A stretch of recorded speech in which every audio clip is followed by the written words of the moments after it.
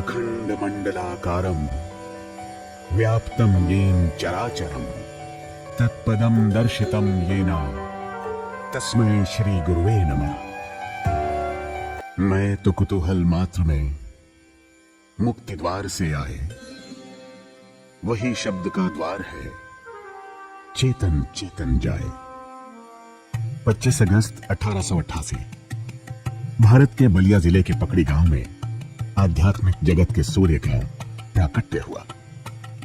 माता महारानी मुक्ति देवी, पिता बाबा स्कंभ मुनि के घर इस युग के महानतम योगी सद्गुरु सदाफल देव जी महाराज का अवतरण हुआ।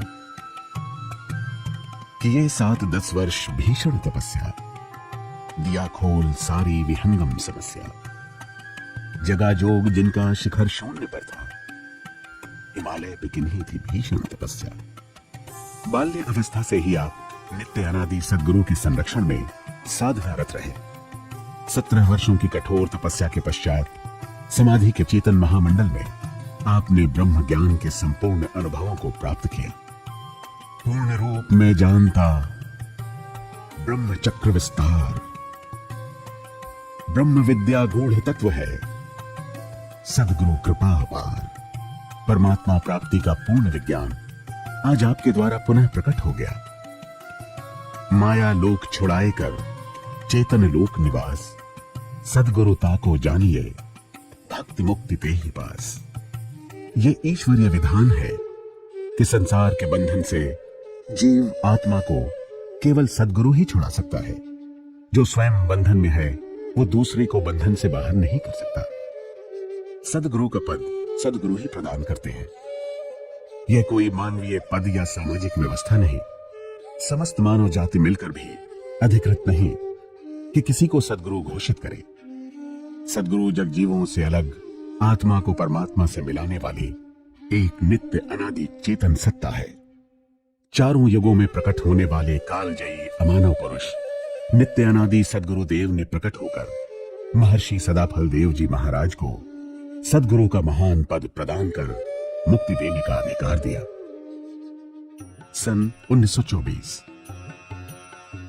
सद्गुरु सदाफल देव जी महाराज ने 1 लाख वैदिक महामंत्रों द्वारा लक्षाहुति यज्ञ संपन्न किया। संपूर्ण भूमंडल में ब्रह्म विद्या का प्रचार हो, इस उद्देश्य से जहां आपने विहंगम योग संस्थान की स्थापना की, वहीं कम से कम 1 लाख जीवों को इस संसार के बंधन से छुड़ाकर मुक्तिधाम पहुंचाने का महान संकल्प भी लिया।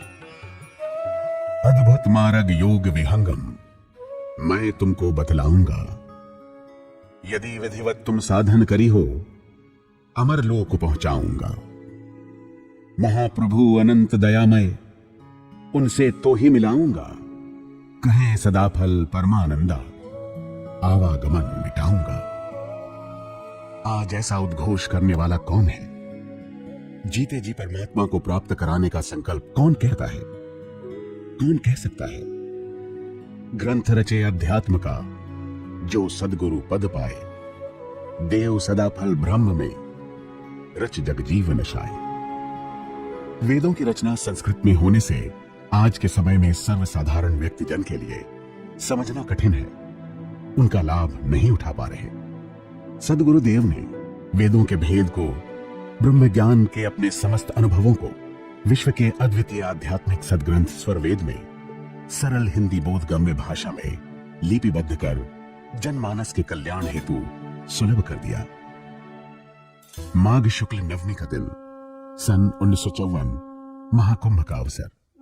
प्रयाग में निर्धारित तिथि आ गई, जहां पूर्व घोषणा के अनुसार सैकड़ों शिष्यों के बीच योग मुद्रा में आसीन हो सद्गुरु सदाफल देव जी महाराज ने शरीर का परित्याग किया। तत्पश्चात 15 मिनटों तक आकाशवाणी कर अपने अपार योग बल का परिचय देते हुए कहा, मैं जाता कहां हूं, मैं तो रहूंगा। मेरा विश्व प्रचार का संकल्प है, वह पूर्ण होकर रहेगा। 1 लाख आत्माओं को मुक्त करने के बाद मैं विचार करूंगा कि मैं रहूं कि जाऊं। तीसरी पीढ़ी में प्रचार पूरे विश्व में फैल जाएगा। यह योगी का संकल्प है, वो तो पूरा होकर के ही रहेगा।